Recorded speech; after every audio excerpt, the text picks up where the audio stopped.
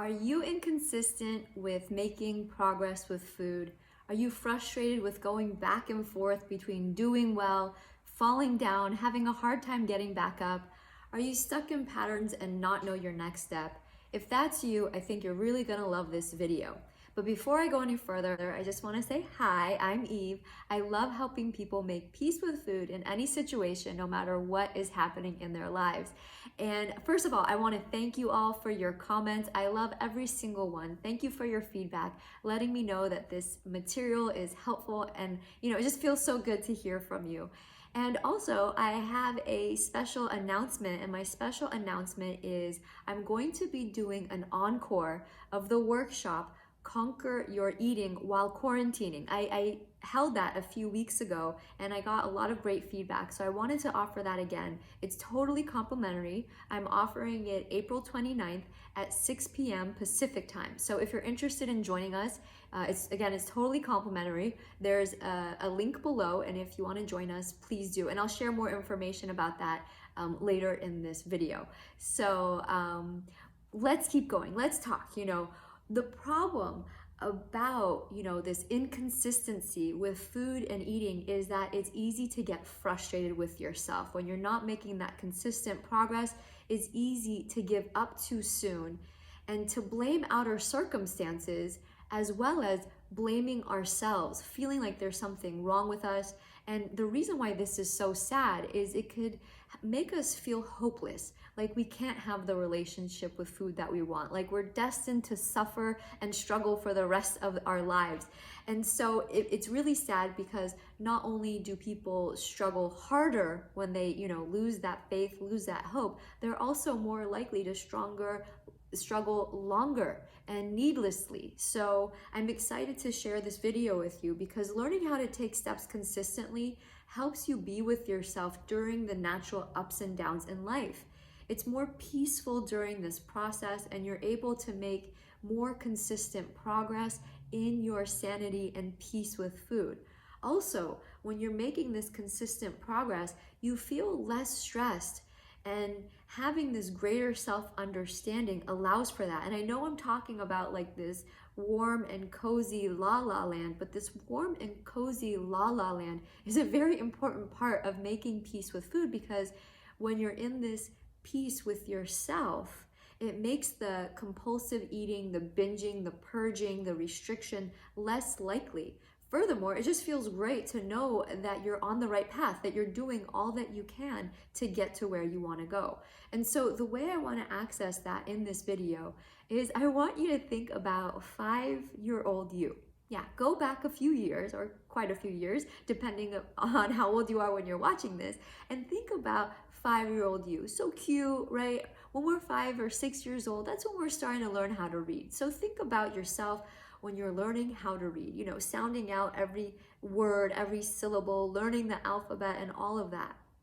What if every time you sounded out something wrong, or every time you got a letter wrong, that if somebody came to you and said, "You stupid, you're never gonna get this right, there's something wrong with you, everybody does it better than you, you'll never get this," it would make learning how to read very, very difficult. But what if we went back even earlier? What if we went to 1-year-old you, when you're probably learning how to walk then, holding somebody's hand, taking your first steps? How about if every time you fell, somebody came screaming, "You're so defective, you're never gonna get this right, there's something wrong with you, everybody else gets this"? I mean, what if you compared yourself to the adults who already knew how to walk and told yourself, "This is just not worth it, I'm not meant to do this," right? Not very encouraging. In fact, that's very discouraging, and you might probably guess what I'm getting to. What if we did that with our relationship with food, that every time our eating went wrong, or we did something we wish we didn't do, if we came down on ourselves like that? Well, how many of us do that? I know I certainly did. I know every time I ate in a way that I wish I hadn't, I would be so mean to myself. And not just for a minute or two. That anger and that frustration and that self-condemnation could last several hours, several days, weeks even sometimes, in regret to the way I was eating. And I want to be clear, I don't blame myself, and I don't blame any of us for being this hard on ourselves.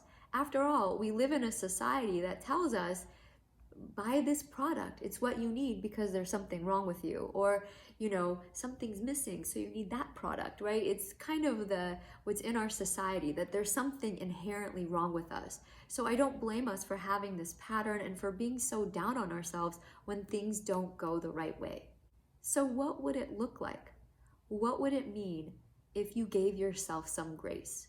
What if you gave yourself some space to learn? Just like you learn how to read, just like you learn how to walk. There was some falling down, there was some learning along the way, and we gave ourselves, or we were given grace, we were given space to learn, to take steps, one step after another, knowing that it wasn't an easy or straight line.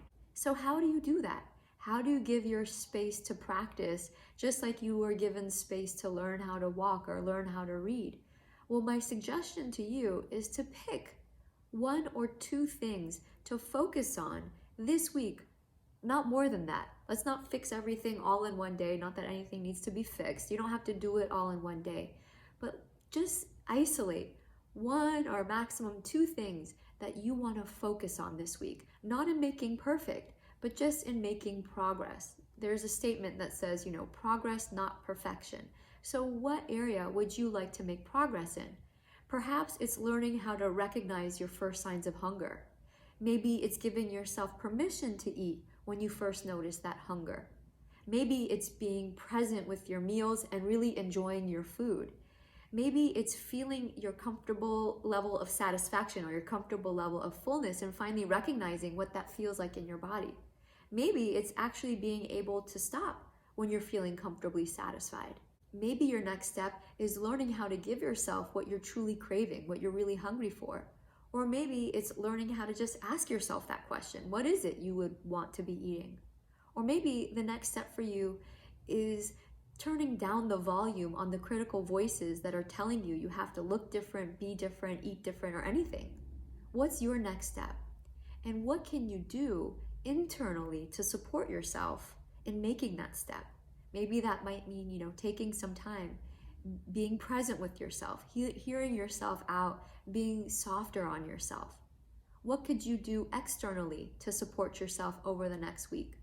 If there's anything I could do, I want to offer and invite you to my complimentary workshop. That could really help, because in that workshop, I'll be covering a lot of what I've been talking about in this video, different steps to help you get back into your body, to eat in a way that feels right for you, to get back into alignment. Again, the workshop is on April 29th. It's at 6 p.m. Pacific time, and the workshop is about an hour. There'll be a half hour or 15 minutes of Q&A, so you could come and get your questions answered. I would love to see you there. So if you want more information or if you want to register, please hit the link below. It's a Zoom link, and I hope to see you there. I hope this video is helpful. I'm giving you a big hug here from Los Angeles.